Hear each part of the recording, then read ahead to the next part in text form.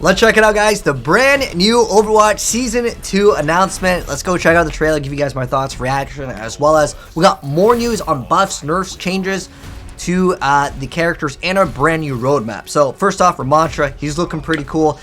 We made a dedicated video that goes over all of his abilities and like how OP he is. I definitely think this tank will be shifting up the meta. He's going to be basically a must pick in my personal opinion, at least via stats. He has no damage drop off. He has a 1 second time to kill, just with his left click, no damage drop off. It's like a ranged Orisa, no damage drop off, and his ulti is like a giant Moira orb. But it stays with him and it keeps on lasting longer. But anyways, new skins here. We don't need to talk too much about Ramattra, but that is a sick Ramattra skin. And I believe these are the new skins for the battle pass. I saw it got leaked over on Twitter. I saw a couple of the pictures, but they were really bad quality. Now we get to see actual like good visuals. So that's the new mythic skin. The thing is that Junker Queen isn't even good, but I love that skin. These look really good. Oh my gosh. We got that, like that Yugioh with like the gladiator helmet. So this is some new Battle for Olympus mode, but it's on one of the control points. It's probably like a play for like, you know, maybe a couple like times, and then, you know, you play it once and you're done. I felt like that with the Maze Snowball. That's a really sweet Kiriko skin, and then another cool Genji skin. So the skins, I like them. They're really cool, but I'm mostly here about like the balance update. So let's play some music in the background and let's talk more about this update over here. So first off, there is going to be a balance change. So they're mentioning like Doomfist as well as some other characters, and I will jump into that in a second. The first thing I would want to do is go over all of the skins really quick in terms of like a recap here, because, you know, the trailer is kind of fast. I think my favorite will probably be this Widowmaker skin, and then maybe second would be the Junkrat. So I was just checking out Reddit and checking out what people were saying about this. Obviously, some of these you will actually have to purchase. Some might be on the Battle Pass. I actually don't know exactly which one, but I do know that there are going to be 3 free skins, and I'll get into that in a second here. But check out all the skins. I would say this is overall really cool themed battle pass. You know, just all of like the, I guess it's like a Greek themed one. We got a bunch of like, you know, there's Zeus and Poseidon over here in the bottom of the Ramattra skin. These are really awesome skins. Here's like another like recap of the skins here. But for the free skins, so you get 2 legendaries for free and a epic Ice Queen Brig. I believe this Brig one is new. However, these 2 other ones, unless they did some small recolor, I think these ones have been available. But at the end of the day, hey, it's a way to get free extra skins. I can't really complain with that. But on top of that, there's going to be brand new legendary Ramattra skin that's available through Twitch drops this season. So if you guys want to follow me over on Twitch and you guys want to earn some free skins, feel free to go and do so. It's the exact same as my YouTube username, so just Slaydra. If I'm streaming Overwatch, you guys can just make sure your account is connected and you will get free stuff in the game. It's 100%. It's not like a chance.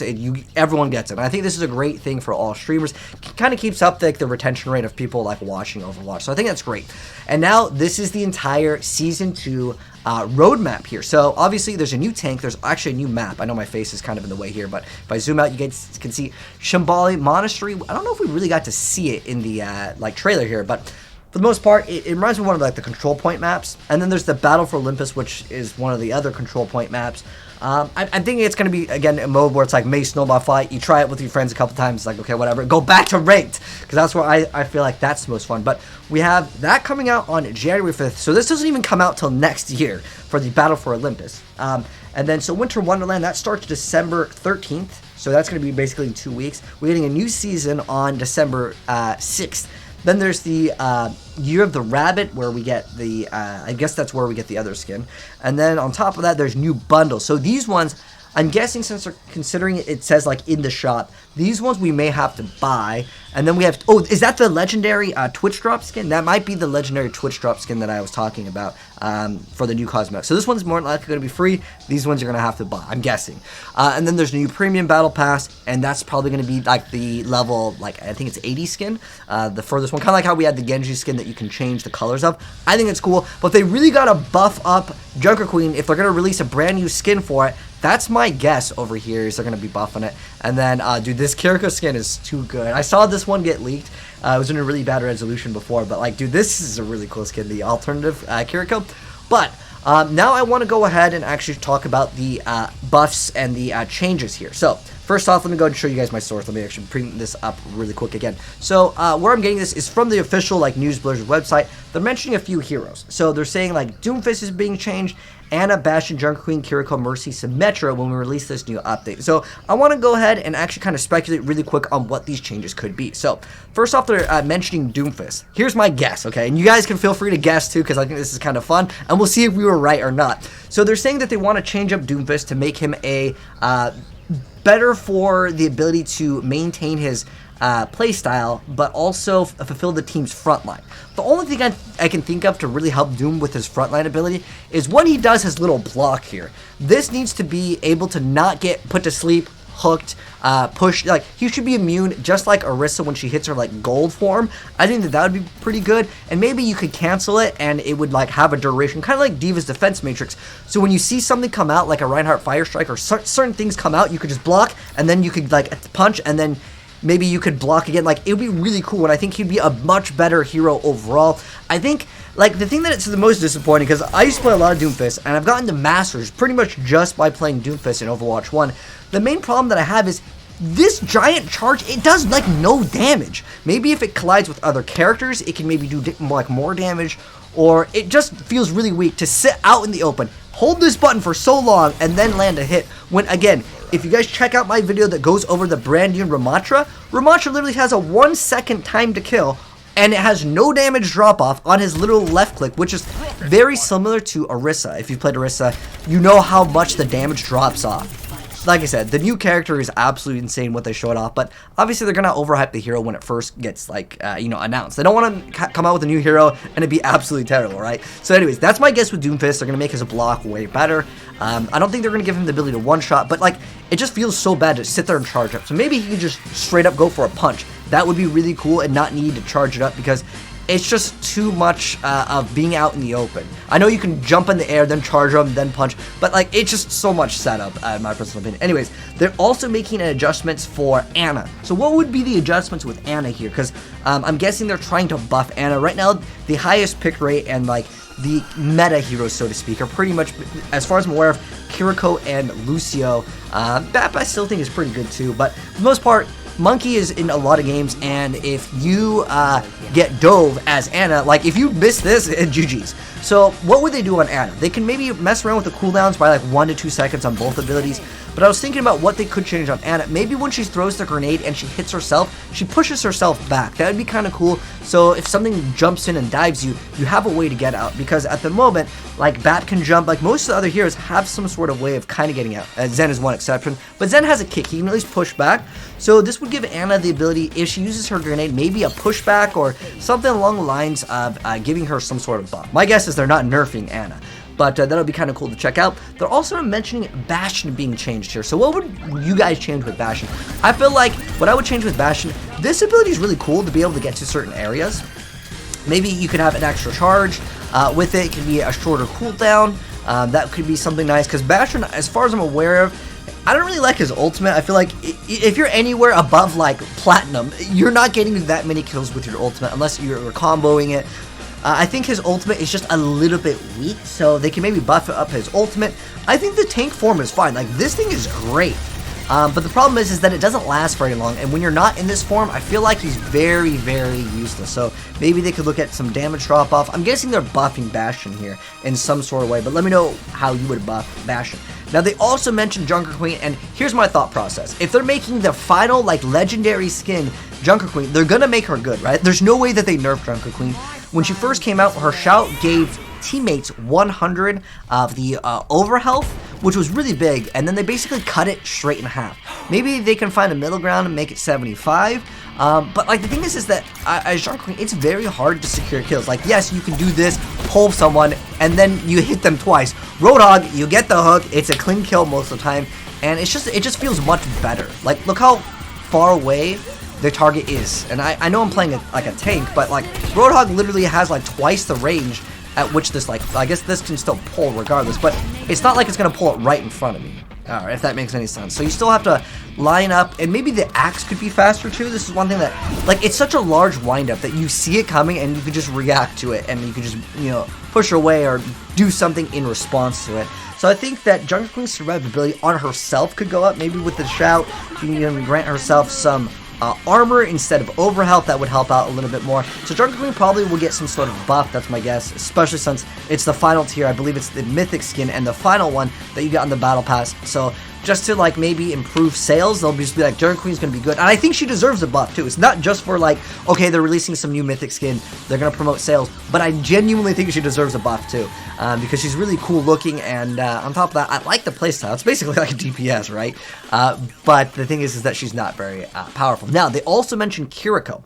Now, what I think Kiriko is going to get, a nerf vibe. Maybe they're going to be messing around with the cooldowns. I mean, it's such a short cooldown, 7 seconds to instantly teleport. This ability over here it's just frustrating when you dive a, you know, squishy and she just, you know, teleports them and she just throws down that. It does have a long cooldown, so I don't know if they would mess with that in terms of, like, cooldown. Maybe the duration of it maybe cut down by, like, maybe make it like 0.75 of the current number, so like a small little nerf on it. That could be something to consider. They mentioned Mercy. I'm not sure what they could really do with Mercy. Maybe the healing numbers could go up. I don't think they're going to be buffing Mercy to give her, like, more, like, maybe they can increase her damage in terms of, like, when she buffs a target, because it used to be 50% when Overwatch 1 came out, which was a pretty nice buff. I mean, 50% is, like, nano levels, but they have changed. It's 30%, I believe, as of right now. I don't know if they change her ultimate too much, but maybe, you know what I was thinking would be cool for Mercy is if you were in between, like, see, I'm healing that target, it would heal the other target that I'm not, like, healing at, like, a 50% value. So if I'm, like, in a straight line, right, it would heal this target right here for, like, half of the amount that it's healing for if it goes through the target. That would be really cool, like, kind of like a chain heal, right?